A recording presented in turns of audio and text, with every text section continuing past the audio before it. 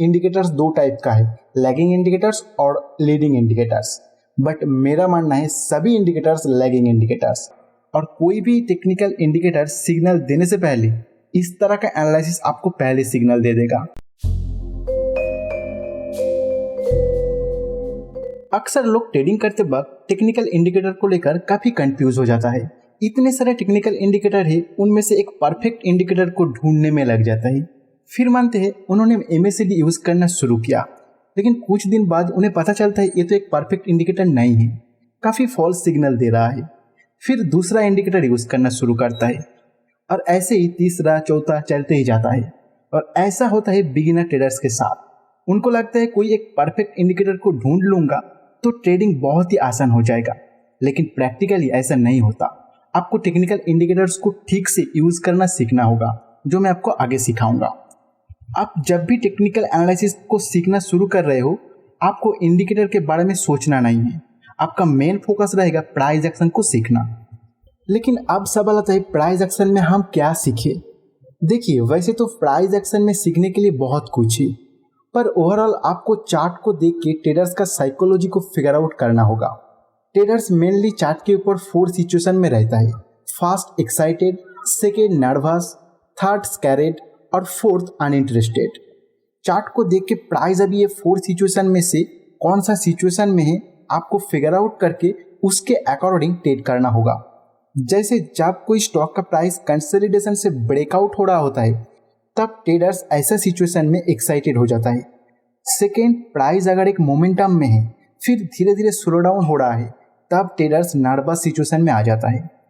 Third, price में अगर selling pressure आ जाता है तब ट्रेडर्स डर जाते हैं। फोर्थ, इसी साइकिल में जब प्राइस नीचे गिरना बंद करके स्लो डाउन हो जाता है और फिर से ट्रेडिंग रेंज में ट्रेड करने लगते हैं, तब ट्रेडर्स इनडिसीजन सिचुएशन में आ जाता है। आप इसको अनइंटरेस्टेड सिचुएशन भी कह सकते हो। तो प्राइस एक्शन लर्निंग में इसी 4 सिचुएशन में जब प्राइस एक सिचुएशन से दूसरा सिचुएशन में एंटर करने जा रहा है, उस टाइम का प्राइस एक्शन को आपको आइडेंटिफाई करना सीखना होगा। और इसके लिए price stage analysis, chart pattern, candlestick pattern बहुत ही हेल्प करेगा। और कोई भी टेक्निकल इंडिकेटर सिग्नल देने से पहले इस तरह का एनालिसिस आपको पहले सिग्नल दे देगा। वीडियो में आगे बढ़ने से पहले मैं आपको बता दूं, आप अगर स्टेज एनालिसिस क्या है नहीं जानते हैं तो आप हमारा इस वीडियो को देख सकते हो, लिंक डिस्क्रिप्शन में है। अब हमारा वीडियो का मेन पॉइंट में आते हैं, टेक्निकल इंडिकेटर्स को यूज कैसे करें। तो देखिए, टेक्निकल इंडिकेटर्स कभी भी प्राइस एक्शन से आगे नहीं जाता है। सभी इंडिकेटर बनता है मेनली हाई, लो, ओपन, क्लोज प्राइस और वॉल्यूम को लेकर।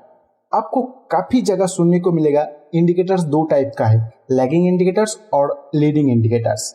बट मेरा मानना है सभी इंडिकेटर्स लैगिंग इंडिकेटर्स, क्योंकि कोई भी इंडिकेटर प्राइस एक्शन से आगे नहीं जा सकता। पहले प्राइस एक्शन होता है, फिर उस डेटा पॉइंट से इंडिकेटर जनरेट होता है।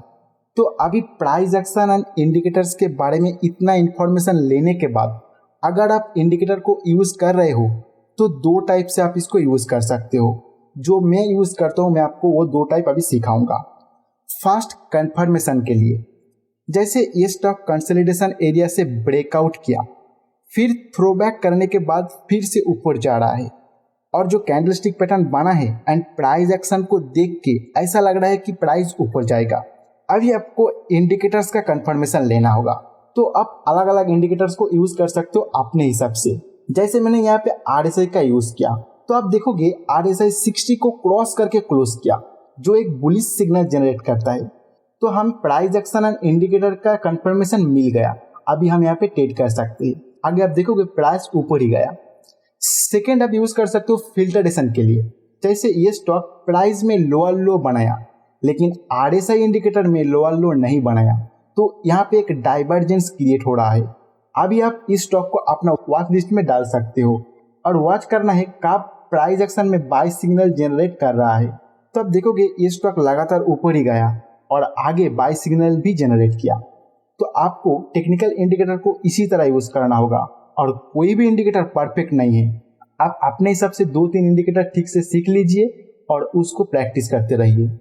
धीरे धीरे उस इंडिकेटर का क्या क्या खामी है, क्या क्या खूबी है, आपको पता चल जाएगा। और ऐसा करते करते आप खुद परफेक्ट बन जाओगे उस इंडिकेटर को यूज करने में। देखिए, इंडिकेटर खुद कभी परफेक्ट नहीं होता, उसे इफेक्टिवली यूज कैसे किया जाए उसमें आपको परफेक्ट बनना होगा। मेरा इस लाइन को आप ध्यान से सुनिए, मैं फिर से रिपीट कर रहा हूँ। इंडिकेटर खुद कभी परफेक्ट नहीं होता, उसे इफेक्टिवली यूज कैसे किया जाए उसमें आपको परफेक्ट बनना होगा। तो अब से परफेक्ट इंडिकेटर ढूंढना बंद कर दीजिए, अपने हिसाब से कोई भी 3-4 इंडिकेटर उठा लीजिए जो आपको अच्छा लगता है और उसमें आप खुद परफेक्ट बनने की कोशिश कीजिए। तो फिलहाल इस वीडियो में इतना ही, मिलते हैं नेक्स्ट वीडियो में कोई नए कंसेप्ट के साथ।